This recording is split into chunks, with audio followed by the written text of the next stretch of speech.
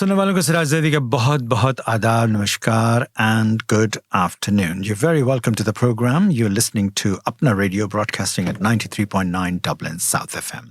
Today's program is a very special program, 15th of August, the Independence Day of India, Ganatantra Divas as we call it, and I hope you're celebrating wherever you are. And the celebrations are continuing since morning, and we have a flag hoisting at the Embassy of India at 10 o'clock, and those who were there have enjoyed the flag hoisting, national anthem, and things like that. So, and the rest of the day, the celebration and is going on as well. In today's program, I shall be talking about various elements of 15th related to the 15th of August. And of course, we shall be giving the slice of action in the news and current affairs. So here we go. Good afternoon. I'm Charmaine Colvin, and here's your weekly news update. You are listening to Apna Radio 93.9 Dublin South FM. The rape and murder of a 31-year-old female doctor last week in Kolkata has caused major disruptions to hospital services in several Indian cities. Thousands of doctors marched on Monday in Kolkata and the surrounding West Bengal state to denounce the killing at a government-run hospital, demanding justice for the victim and better security measures. Police have arrested a hospital volunteer worker in connection with the horrific murder, which took place at one of India's oldest hospitals, the 138-year-old R.G. Kar Medical College. Tens of thousands of women in Kolkata and across West Bengal are expected to march tonight, demanding the independence to live in freedom and without fear. The march takes place ahead of India's Independence Day tomorrow. Outraged doctors have struck work both in the city and across India, demanding a strict federal law to protect healthcare workers. The tragedy has once again cast a spotlight on the violence against healthcare workers in the country. Around 30% of doctors in India are female, while 80% of nursing staff are also female. They are more vulnerable than their male colleagues, with a 4% increase in crimes against women in 2022, and over 20% of these incidents involving rape and assault. The shocking crime in Kolkata has exposed the alarming security risks faced by women in many of India's state-run health facilities. India lacks a stringent federal law to protect healthcare workers, with many convictions almost non-existent, according to the president of the Indian Medical Association. A 2015 survey by IMA found that 75% of doctors have faced some form of violence at work. Global banks have started reviving the technology projects they put on hold in 2023, raising hopes for the $254 billion Indian IT sector that makes about a third of its revenue from banking, financial services and insurance clients. Quarterly reports from Tata Consultancy Services and others show a significant client demand after 6 quarters of depressed spending since the Silicon Valley bank collapse. The revival in demand for tech services from big banks such as JP Morgan Chase and Bank of America could also have a ripple effect. JP Morgan said it was boosting its annual technology spending by $1.5 billion to $17 billion in 2024, while Bank of America has earmarked $4 billion this year for new technology initiatives, such as developing generative artificial intelligence features.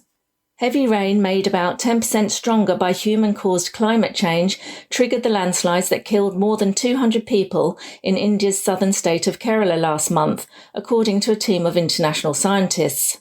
The landslides on July the 30th in the coastal state's Wayanad region were its worst disaster since 2018, when floods killed more than 400 people. The study by the World Weather Attribution Group, which examines the role of climate change in extreme weather, found that single-day monsoon downpours in Wayanad have become 10% heavier because of climate change. Kerala's Chief Minister, Pinarayi Vijayan, had blamed unexpectedly heavy rainfall for the casualties, saying the region received 23 inches of rain over the preceding 48 hours, more than double the 8 inches forecast. One-day bursts of rain in Kerala will become another 4% heavier if the world does not move away from fossil fuels and global warming reaches 2 degrees Celsius, the study said. The increase in climate change-driven rainfall found in this study is likely to increase the potential number of landslides that could be triggered in the future, it said.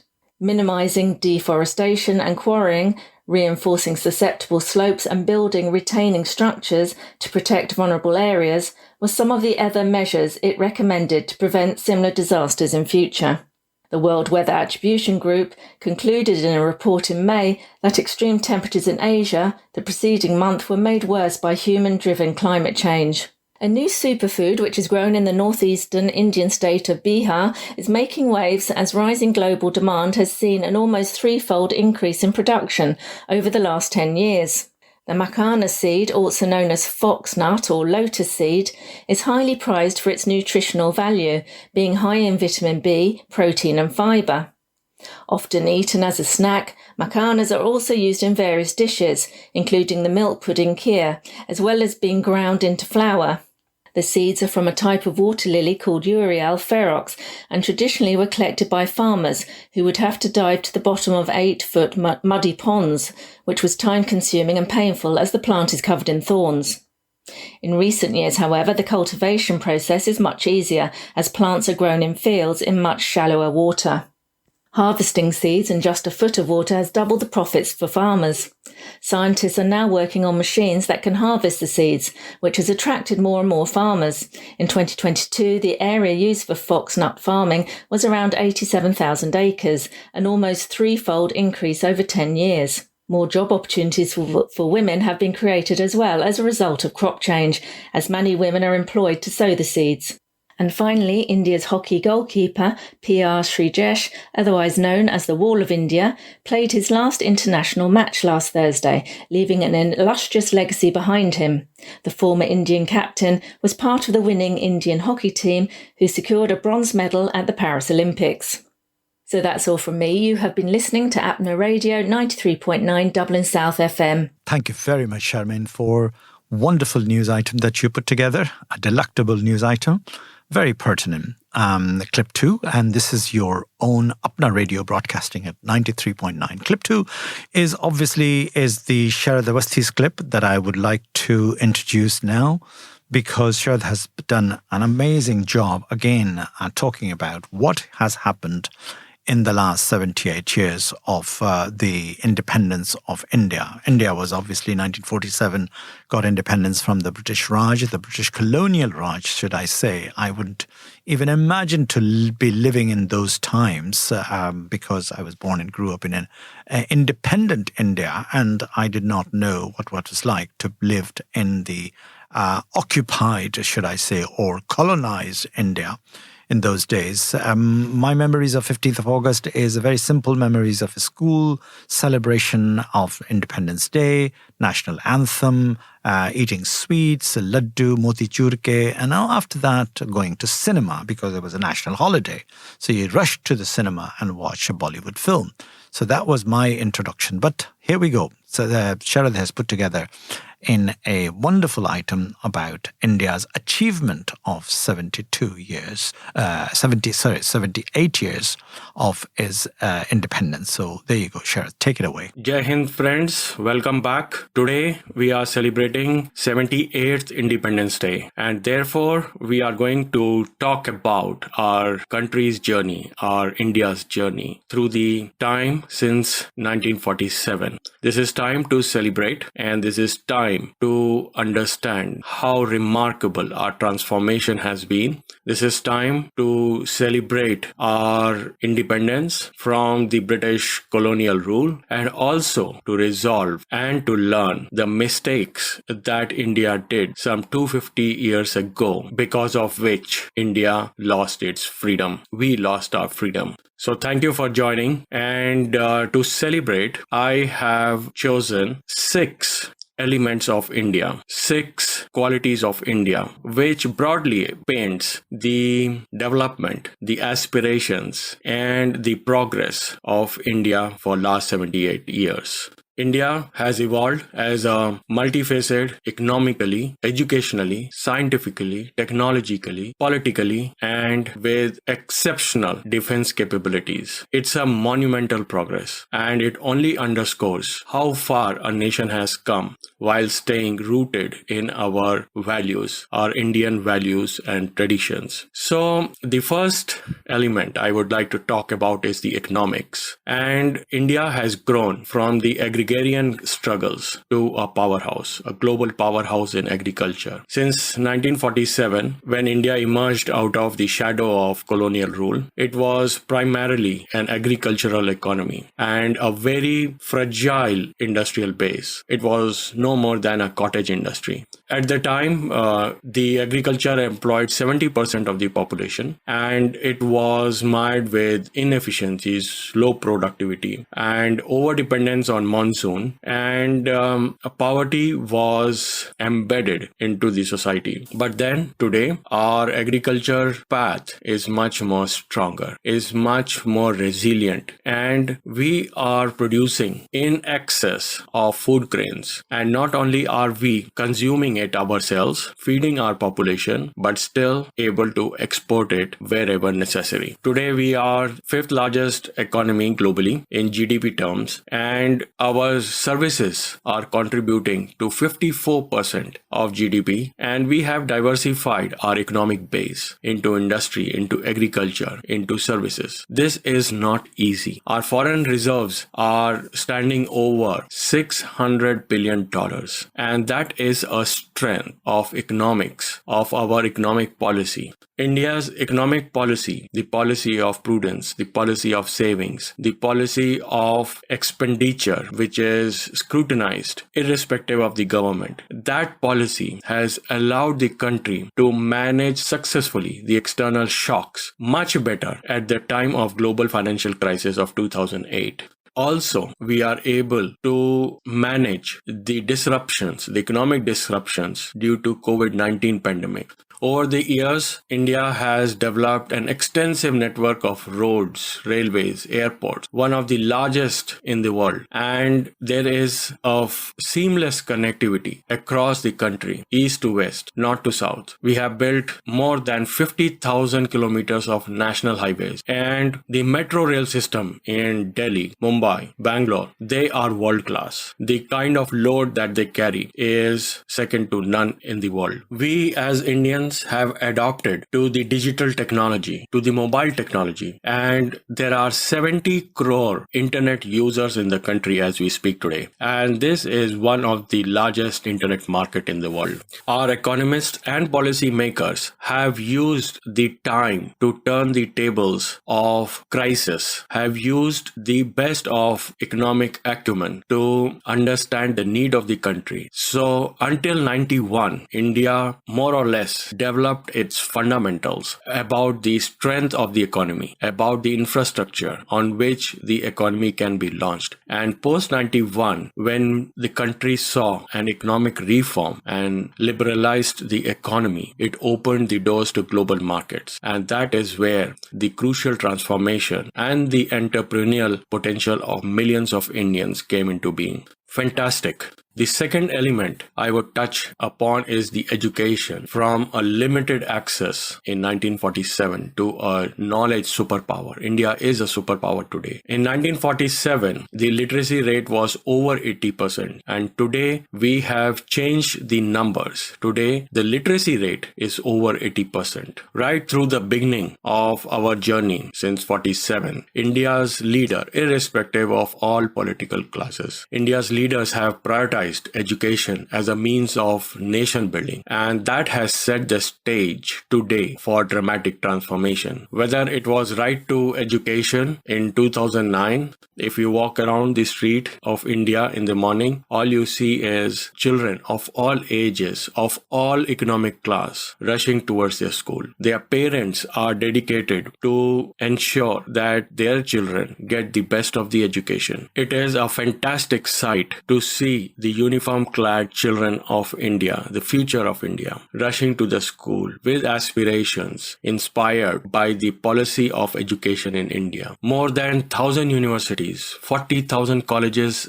dot across the country, and it is the world's third largest higher education system. Every year, 3.5 lakh students enroll in different institutes, including the IITs, the IIMs. These are world-class premier institutions, and they have earned global recognitions for their excellence in education and research. Our national digital library and the massive open line courses free. It only provides access to millions of students with good quality, high quality education from wherever in the country. The Digital India has also facilitated the spread of e-learning. These only signify the India's resolve to educate the population, the billion population, to imbibe the seed of science and technology and the power of reasoning into the education. The result is that India has emerged as a global knowledge superpower, and it is contributing significantly to the research and development. In fact, I would say that Indians rank third globally in terms of number of scientific publications they are doing, whether they are in India or they are outside India. Girl education or the midday meal program, they are second to none. We don't find these kind of positive discrimination and support system in any other developing or developed countries for that matter. Our policy, our aspiration to get educated is a source of immense pride for us Indians. And our education system has been the source of transformative power of education in shaping our country's destiny. The third element I would like to point out is about the science and the technology mindset. We are a global leader in terms of science and technology with our IITs, All India Institute of Medical Sciences, Indian Space Research Organization. These are renowned center of excellence in engineering and technology and medical science. And since 50s, they have been progressing only to be envy of the world. We are launching rockets and missiles with the lowest cost ever possible among the developing world. Whether it is Mars orbiter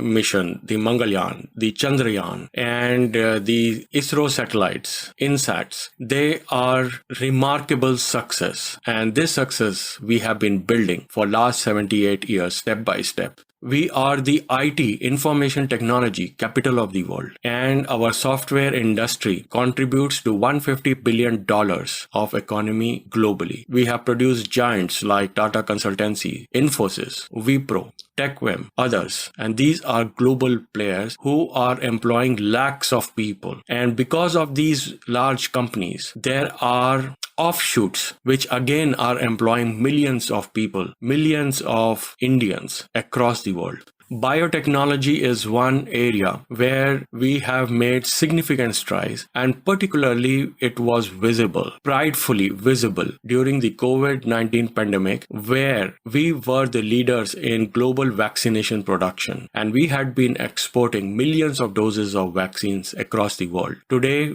India is a leader and it produces 50% of the global demand for vaccines and generic medicines. Imagine whether it was possible 78 years ago. Nuclear energy, telecommunication, renewable energy. So we would be producing 450 gigawatt of renewable energy by 2030. And the pace in which we are developing, probably we might achieve this target much before that. So it's the hard work, it's the dedication of our scientists, our engineers, and of course our policymakers, which are a testament to the vision of being a global leader in science and technology. The fourth element I would say is about our defense. And India was a vulnerable country in 1947. And today we are a strategic strength. All across the world wants India in its partnership, whether it is the Russian axis or it is the American axis. India is the sought after strategic partner. But then the history is that 20 lakh Indian soldiers with their bravery, valor and pride has been testament of Indian values in the World War II. We fought under the British flag, but then we also fought, the Indian Army fought for Azad Hind Fauj also. And the track record has been impeccable and continues to do so. There has been numerous wars from 47 with Indo-Pakistani war over Kashmir, and the Indian forces were successful in protecting the rights of the Kashmir. Today, the Indian armed forces are second largest in the world and have 14 lakh active Jawans and officers defending the 1,000 miles of borders across the rough, cold Himalayan terrain, or the rough seas in the south, or the hot deserts in the west, and the impenetrable terrains of the northeast. Pokhran 1, 1974, Pokhran 2, 1998. India has established itself as a nuclear power, and it has shown the world that it is capable of defending its sovereignty against any external threat. But then we also use this strength, India also uses this strength of nuclear doctrine, which is based on no first use, and therefore we continue to maintain a credible deterrent, a credible minimum deterrent. And this itself reflects our commitment to responsible nuclear stewardship. It is respected across the world. We have not threatened, India has not threatened any country with the nuclear armaments. We have developed indigenous fighter aircrafts, Tejas, and have advanced missile systems, many of them, Agni, Nag, BrahMos, Prithvi, many of them. And they are capable of delivering both conventional and nuclear warheads. INS Vikrant, India's first indigenous aircraft carrier, and the nuclear-powered submarines. Who would have imagined 78 years ago? Today, India is the sought-after strategic partner, and United States, Russia, France, Israel, they want to have joint military exercises with India, and they want to have a venture for advanced technology, advanced defense technologies. And on the defense political side, the Quad alliance between India, United States, Japan, and Australia, this is only a testament of India's growing role in ensuring world security and stability in the region. So India's military might, and combined with diplomatic efforts, has positioned the country as a key player in global security architecture. And that is a feat which is second to none. It is highly impressive of any country who have gotten independence around that time, around 1950s. The fifth element I would like to talk about is political evolution. And we were a nascent democracy in 47, but today our democratic system is an example across the world. We are a global diplomatic player, and our models of democracy, our vastness of democracy is a record-breaking example for even the developed countries to conduct its democracy. In 47, India was an infant political entity, and it had ahead of us enormous task of uniting a diverse and divided population, and the challenges were immense, like poverty, illiteracy, communal tensions. But then our policymakers, our leaders, had integrated over 550 princely states of the Indian Union to form the Indian Union. And despite these hurdles, India did adopt a democratic constitution in 1950, and that ensured fundamental rights, equality to all its citizens, and established a framework for the governance which was based on justice, equality, and liberty.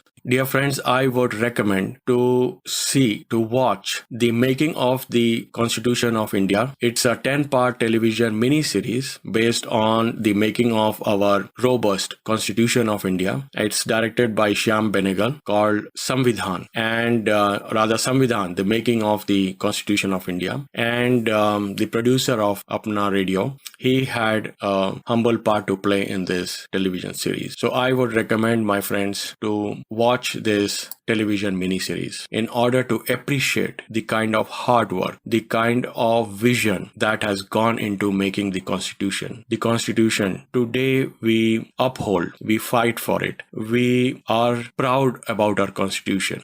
Today, India's political landscape have more than 25 regional parties, starting from Trinamool Congress in the east to NCP in the west, to DMK in the south, or the Communist Party in Kerala, to National Conference in Kashmir, Jammu and Kashmir. There are many others in the northeast. There are many others in the middle of the country. But then it only reflects the strength and the resilience of Indian democracy, the respect of diverse opinions, of policies. And this is a strength which has come in a mature democracy we have been able to secure since 47. There had been times where there has been threat to the democracy, but then as Indians, we have stood united to overcome those troubled times. And also with this resolve, we will be able to protect our constitution, our democratic rights, our Indian democracy in future too. Non-aligned movement during the Cold War, we have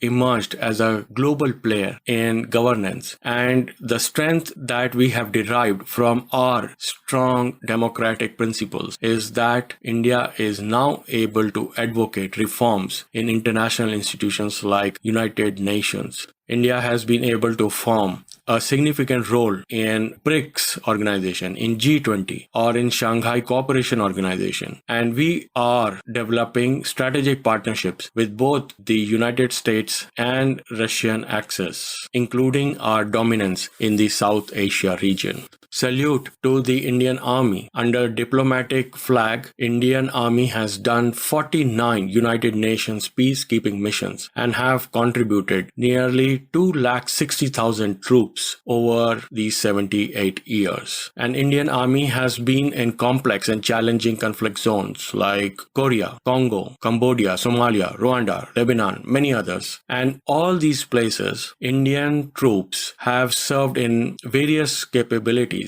with staffs and officers as civilian police, as military observers, and also have been involved with humanitarian assistance, election monitoring, and reconstruction efforts in post-conflict regions. So accolades to the Indian Army, and they have been an example of India's courage and valor and bravery, not only in fighting wars, but in also establishing peace. From humble beginning as a newly independent state to a global diplomatic player, based on the strength of our constitution, based on the strength of our resolve to peace, India has shown the world the strength and the resilience of its democracy. India is a beacon of democracy for the world.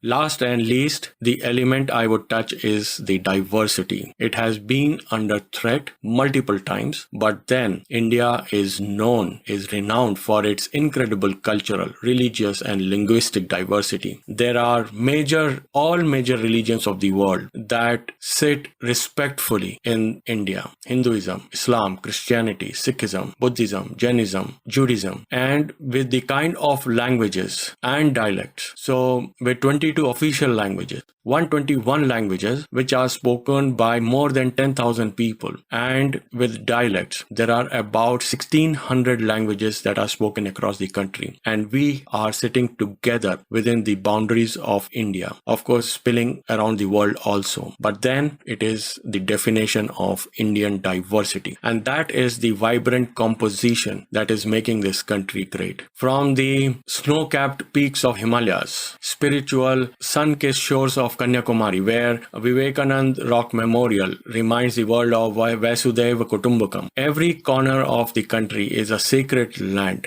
Our diversity is not just the identity, but our strength. India is a beacon of hope in the world, today's world, which is divided by differences. India demonstrates the spirit of togetherness, and this togetherness has been there for thousands of years of shared history, and that makes India as just not a country, but a living, breathing celebration of humanity. Vasudhaiva Kutumbakam. So dear friends, thank you for your time and attention. We are a story of resilience, determination, and progress. This remarkable transformation of 78 years is a source of immense pride for all of us Indians. It also reflects our country's commitment for its billion people to make it prosperous, inclusive, secular, and to have a secure future for everybody residing within these borders. As we look to the future, we as Indians stand poised to continue our ascent on the global stage. It has to be guided by our rich cultural heritage, democratic values of us Indians. Therefore, our journey is far from over, but then best is yet to come. Jai Hind. Thank you very much, Sharad, for putting together a wonderful item. And this is Apna Radio broadcasting at 93.9 Dublin South FM. So, as I said, 78 years, quite a lot of water under the bridge, as we call it. A lot of achievement, a lot of technological achievement. One single achievement of the India, which comes out in his explanation, is the achievement in technology, in IT sector, and in education overall. Why in education? Because education-wise, we are doing excellent worldwide. People around the world, younger generations, particularly in America and UK and Europe and English-speaking countries, are doing wonderful jobs serving the big companies, multinational companies who are in India as well as abroad as well. So this is what is this is happening worldwide, and due to the fact that India's education system did work and free, more or less, it was a national education system. In fact, now meddling is going on, and private education system is creeping in and all that. But that's a nice idea. That's a different kettle of fish altogether. Requires a full program about that. But in terms of education, but in an application of education to the real life and converting that into wealth, and people who are actually in jobs, doing a fantastic work, and getting a good salaries, getting a good income because they are highly educated people. That's what is required. But in comparison to the rest of the world, is still not there. There's still the disparity of a doctor earning salaries in India is nowhere near to the doctor earning salary, say, for instance, here in Ireland or in the UK or in the US. So therefore, the brain drain is constant and people are continuously leaving. One more trend that is happening is the actual youngsters who with full qualifications are leaving India because they just want to find out for themselves that what can they do to make a big money and career-wise, job-wise, and things like that. So they're going abroad in terms of earning big bucks, and that's what is nothing wrong with that. And but then again, once they go there, they settle down and they become a diaspora community, as it happened here in the rising in the last 40. In front of my eyes in the last 30, 40 years, that people have actually settled down here, and the population of Ireland has gone up to really 100,000, over 100,000, because people are finding, as I said, permanent jobs, because there's a lack of jobs here. Well, not lack of jobs, lack of manpower, in fact, plenty of jobs here. So this is what is happening in all sectors, in education sector, in computer sector, in you name it, it's all there. So that's another a big gap in the community that is all happening out there. So this is fantastic. This is a good news for India, and Indian people are beginning to realize that this is something that they can exploit. Yes, the opportunities are out there for educated people, particularly those who have high-skilled categories, because there are visa systems there. Obviously, governments are controlling visa systems and things like that. So therefore, those who are into high-skilled, highly qualified people, they have no problem whatsoever, which is a good news for the Indian.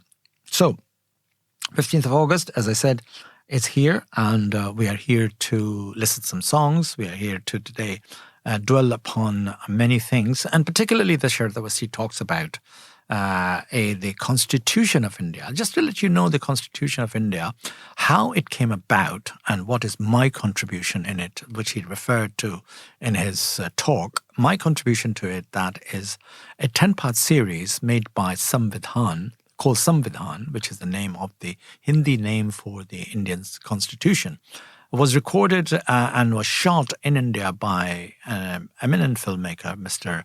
Shyam Benegal. And it was a 10-part series about how the Constitution of India came about and what are those characters at that time sitting in a Constituent Assembly discussing and debating the Constitution of India.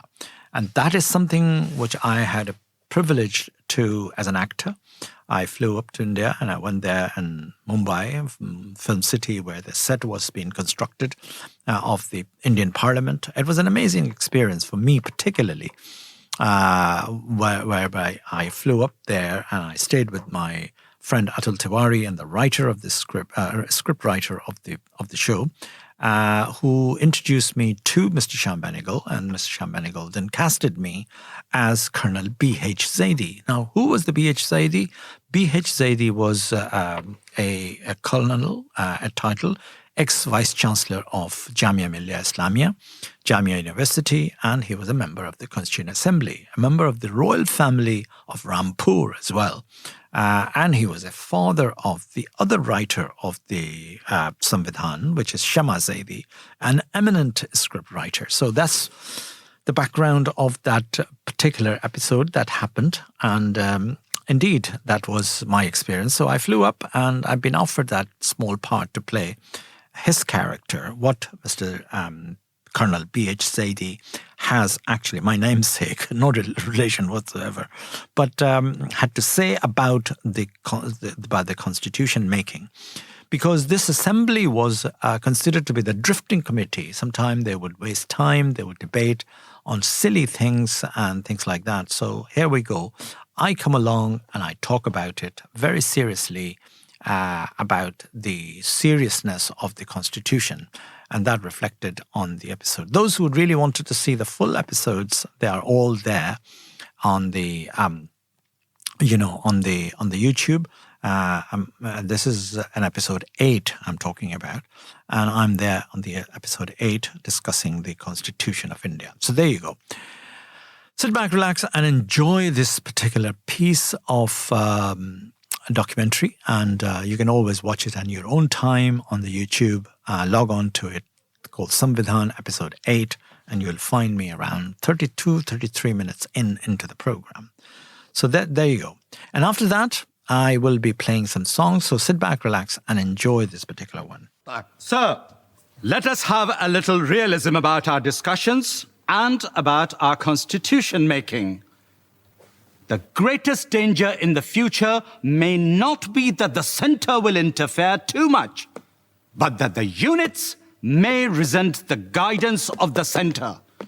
And what do we mean by saying that the president may take the powers into his own hands and may become an absolute dictator?